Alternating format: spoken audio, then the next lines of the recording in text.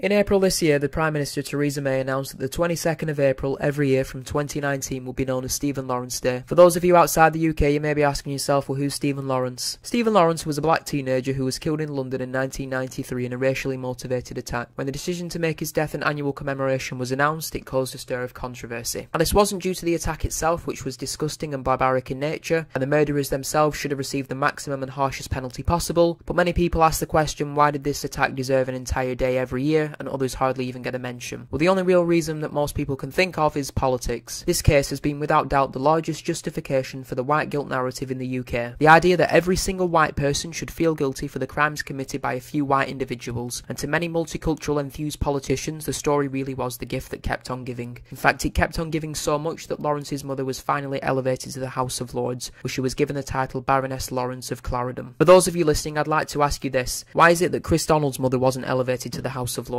or Ross Parker's, or Richard Everett's? In fact, chances are if you're British you probably have never even heard of these names, but you'd have heard of Stephen Lawrence's. Well, seeing as the fake news media won't tell you about him, let me do it instead. Chris Donald was a 15-year-old Scottish schoolboy who was tortured and killed in 2004 by a gang of Pakistani Muslim men for being white. After being surrounded and kidnapped, he was thrown into the back of the car and they drove Chris over 200 miles across Scotland looking for a house to take him to and torture. When they couldn't find him anywhere, they chose Clyde Walkway near Celtic's football ground instead in Glasgow. It was here that he was punched, kicked and stabbed 13 times, and while Chris lay defenceless and bleeding to death on the floor, they began to pour petrol on him, and they set him on fire. It was even alleged they castrated him and stabbed him in the eyes and cut his tongue out. In fact, even at the time, the crime itself was almost unreported besides a couple of small local media outlets, and at the second trial it even took the BBC 18 days to report it. But unfortunately, Chris won't get a day in his memory. Ross Parker, usually known as Half Pint to his mates because he was so small, was 17 when he was murdered in Peterborough for being white, again by a gang of Pakistani Muslims. While walking to a friend's house only 10 days after 9/11, he and his girlfriends were surrounded by the gang, some of whom were wearing balaclavas. They instructed Ross that, quote, he better start running, but they managed to quickly block his path and sprayed him in the face with CS gas so he couldn't see. They punched him in the stomach and stabbed him 3 times from behind the throat and chest with a hunting knife.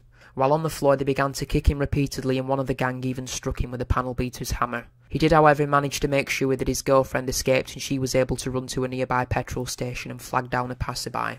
She used the phone to call the police, but while she was doing so, a police car was driving past and she was able to flag the policeman down. They rushed to the scene, but unfortunately when they got there, Ross had already bled to death due to the severity of his injuries. After the attack, one of the murderers, Ali Ahmed Awan, brandished the blood-stained knife and instructed the other murderers that they should cherish the blood.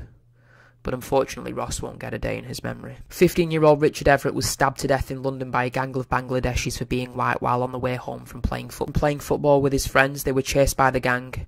Now his friends were lucky enough to escape, but Richard was caught by them, and after being caught they stabbed him multiple times with a 7-inch kitchen knife, even piercing his heart. Not being too far from the family home, his friends were able to alert his parents, who rushed to the scene, but by the time they got there he was already being loaded into the ambulance and shortly afterward died in hospital. After the murder, one of the attackers boasted to his friends that he had, quote, stabbed up a white boy, although it isn't known who actually stabbed him, as some of the gang members were able to escape to Bangladesh and avoid prosecution. After his murder, his parents were so severely harassed and abused by the local Bengali community that they had to move homes. But again, unfortunately, Richard won't get a day in his memory. It really is sad that we live in a mostly white country, but yet white victims of crime are never spoken about, they're never heard about, and we never see it anywhere. But yet, we are the largest victims of hate crime in the UK. It is indeed right that black lives do matter, but so do white lives. So if you can take just a moment out your day to just offer up a prayer of thought, maybe even share the video around just to get some attention and raise some awareness for this, it really could go a long way.